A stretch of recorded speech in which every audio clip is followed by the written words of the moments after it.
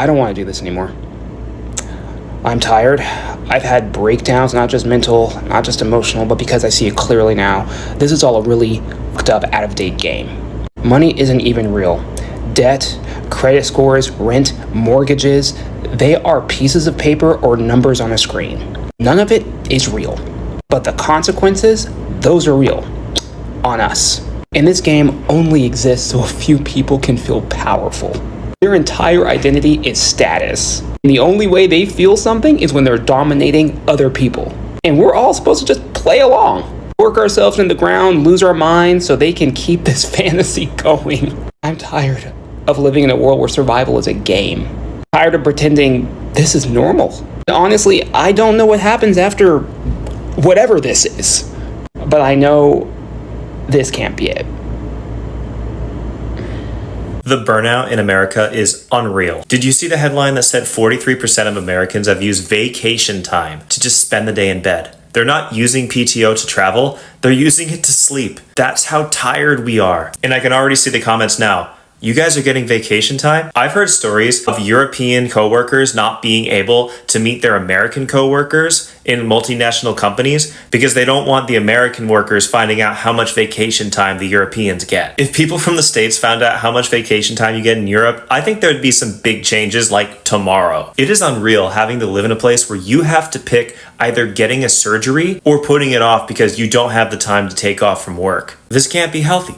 This can't be the right way to live. That's why we're moving to Europe, the land of sunshine and rainbows. I like to say that to rile up my comments. No, we're moving to Portugal, a country within Europe that has its own slew of problems, of course, like anywhere else. We're escaping the work culture. We're escaping the hustle and bustle and the never being able to take time for yourself. I'm turning 30 soon, and this can't be it. This can't be all there is to life. I refuse to believe it. And even if I fall flat in my face, well, damn it, I'm gonna try. If you find that interesting, stick around. We're moving next year, and we can't be more excited. And in the meantime, to all my American friends, don't be ashamed to take a day off or two. We could all use a break. I left the house with $500 to spend on a little shit I needed to do today.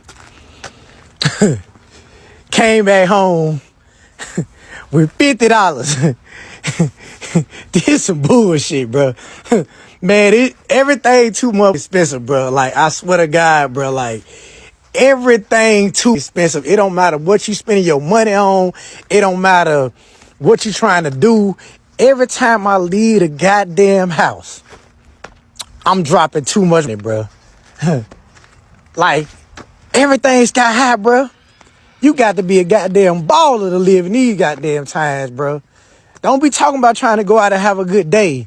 Have a little fun, you know, spend a little bit of money just to enjoy your day, you know, just to take a load off, just to relax a little bit. Hey, you finna spend some money, young dog.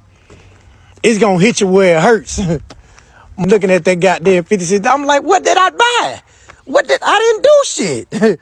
Got a couple things from the goddamn store. Got a couple tacos and shit there. Got my son haircut. Goddamn, bro. Like, this shit crazy, bro.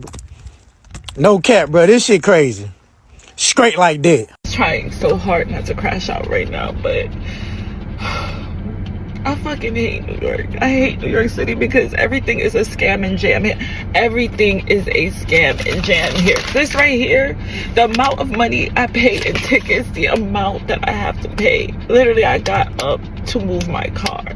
I am 2 minutes late to moving it. And guess what? Someone is waiting right there. Oh, let me give you a ticket. No, suck your mother. I can't. And the thing is that when you live in certain areas, they put these stupid city bikes everywhere. Why would you put city bikes where people have to park cars? So there's never enough parking here. And Lord forbid, if you park in front of a hydrant, they're really going to get you. You come home 3 o'clock in the morning or something like that. No park. Even at 6 p.m., there's no parking. But they just want to ticket you. They want congestion prices. I can't even go to the city in peace. If I try to go to the city, I got to pay $20 now because of stupid ass congestion prices. Can't take it here. I cannot take it here anymore. I cannot, because no matter what you do here, you will never get ahead in New York. New York is a scam. Everybody thinks it's this great, wonderful place. It is nothing but angry people, because you know what? The city is robbing us every chance they get. whether it is a parking ticket, a congestion charge, and people can say, oh, just get on the train. They're setting women on fire on the trains. Why would I get on the train, huh? Literally, you get on the train, you never know when you're going to see a homeless person winking themselves off. I don't want to get on the train, okay? I want to feel safe in my car. I work at night. I get home late. I want to feel safe in my car, okay? And then even that, you know how much my car insurance is? $300 a month, which I guess is pretty good. But do you know why it's so high? Because I live in New York and they could steal at any time. And if you live in like a neighborhood or a zip code where they feel like it's high crime, they're going to charge you extra. It's a scam and jam here.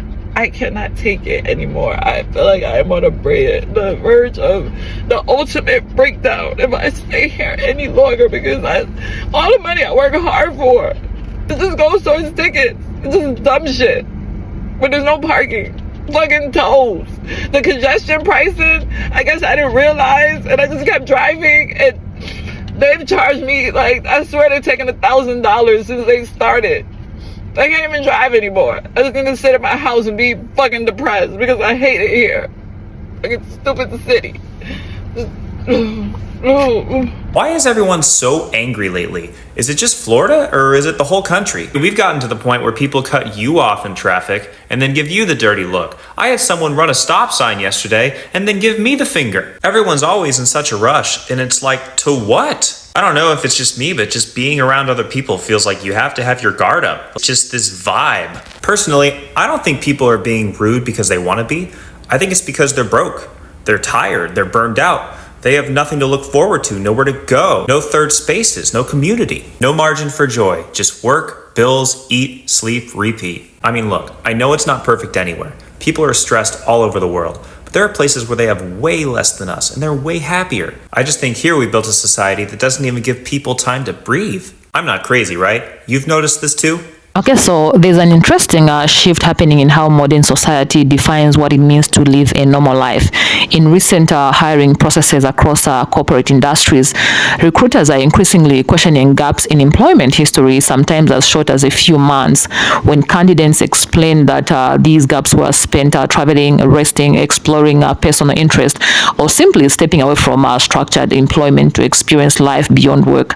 These periods are often labeled as hiatus, okay? I hope I pronounced that correctly. Now, by defining, a hiatus is a break or a pause in something, but this raises an important discussion point. A break from what? Because labeling time spent living outside of formal employment as a pause suggests that life itself is only truly progressing when it is economically productive. The default timeline of adulthood is measured by output, employment, consistency, and participation in structured labor systems. In other words, the system appears to recognize working as forward motion, and everything else is interruption. Travel becomes a deviation, rest becomes a delay, self-reflection becomes inactivity, and time spent outside of employment is framed not as growth or experience, but as absence from the real timeline of productivity, which brings us to a broader societal question. Have modern economic systems conditioned people to view their worth primarily through continuous participation in labor?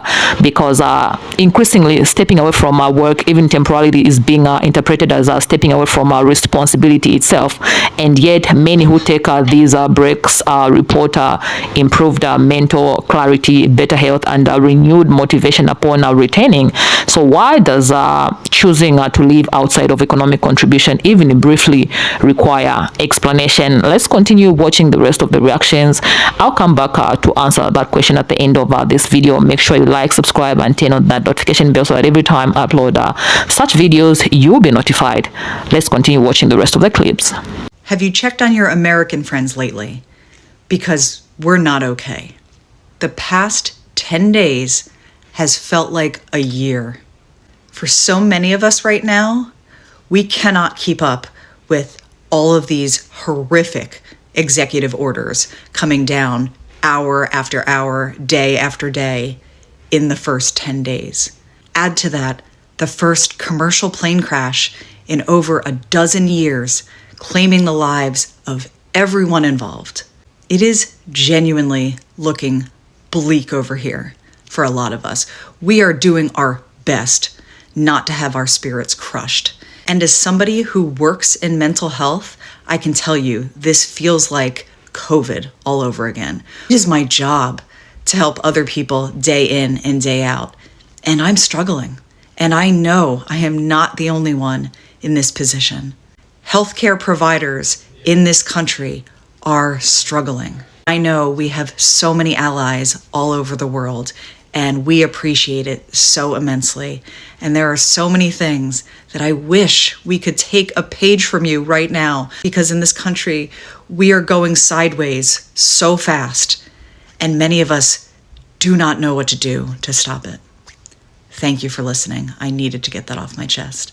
Please go ahead and follow me on my other platforms in case this ever gets banned again in America. Go figure. So this conversation has naturally led into what many analysts and researchers are beginning to observe across the United States today, raising levels of exhaustion, frustration, and emotional fatigue among working populations. Recent workforce reports and behavioral studies suggest that a significant percentage of American employees are now using their paid time off not for travel or leisure, but simply just to rest at home. In some cases, PTO is being used to catch up on sleep, recover from stress, or temporarily disconnect from professional obligations.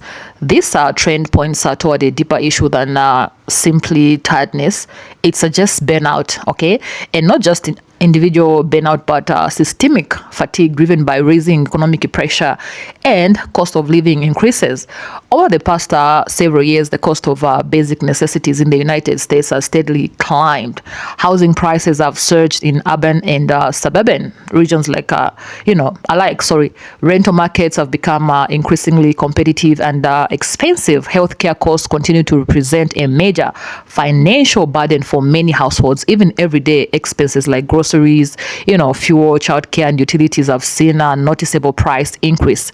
So for many working Americans, income growth has not kept pace with these rising costs. So as a result, households are being forced to make difficult financial decisions, delaying medical procedures, reducing spending on essential items, taking on additional work hours, or relying more heavily on credit systems to manage daily expenses. Financial stress of this magnitude does not remain confined to bank accounts. It affects mental health, it affects relationships, it affects physical well-being. Studies have linked prolonged financial strain to higher rates of anxiety, depression, sleep disorders, and stress-related illnesses. When individuals feel trapped between rising expenses and limited income flexibility, the psychological impact can be significant. And this is where public frustration begins to grow, because many citizens are aware that economic conditions are not shaped by market forces alone. Government policies, including healthcare regulations, wage standards, tax structure, and housing initiatives, can directly influence affordability and financial stability for working populations. Policy adjustments have the potential to ease economic burdens. Wage protections can be expanded. Healthcare access can be made more affordable. Housing development incentives can be introduced. Tax credits can be designed to support middle and lower income families. In short, structural changes can be implemented, but when those changes are perceived as insufficient or slow-moving, public trust begins to erode. The individuals may feel that the systems meant to support them are instead contributing to ongoing strain, and the perception fuels anger. It fuels protest. It fuels protest. It fuels political polarization, because from the perspective of many households, the current economic environment feels unstable. The idea that full-time employment may still fall short of covering basic living costs challenges long-standing assumptions about stability and upward mobility. Comparisons with international labor standards only add to the sense of imbalance. Workers in several European countries are guaranteed more extensive paid leave policies, longer parental leave periods, and broader access to public health systems. As multifunctional companies continue to operate across borders, these differences in workplaces, protections, and benefits are becoming more visible. Employees working within global organizations may notice disparities between what is offered domestically versus internationally, prompting further discussion around work-life balance and labor rights. And this visibility matters because awareness often leads to expectation. Once individuals sees alternative models in practice, the argument that long work hours and minimal leave are unavoidable becomes more difficult to maintain. Ultimately, this what is unfolding may not simply be a reaction to economic hardship, but a re-evaluation of priorities. People asking whether survival should feel this demanding, whether stability should feel this fragile, whether taking time to rest should feel financially risky. These questions are not limited to one demographic group or income level. They are emerging across industries, age groups, and geographic regions. And until meaningful solutions are implemented to address raising living costs and workforce fatigue, these conversations are likely to continue gaining more momentum. So the question remains, is the current structure of work and economic participation aligned with long-term human well-being, or is it for a broader discussion about stability, not just of economies, but of the people within them? Let me know your thoughts in the comment section down below. If it's your first time to be on this channel, go ahead, subscribe, turn on that notification bell so that every time I upload such videos, you'll be notified. I will definitely see you in my next video. Please stay peaceful.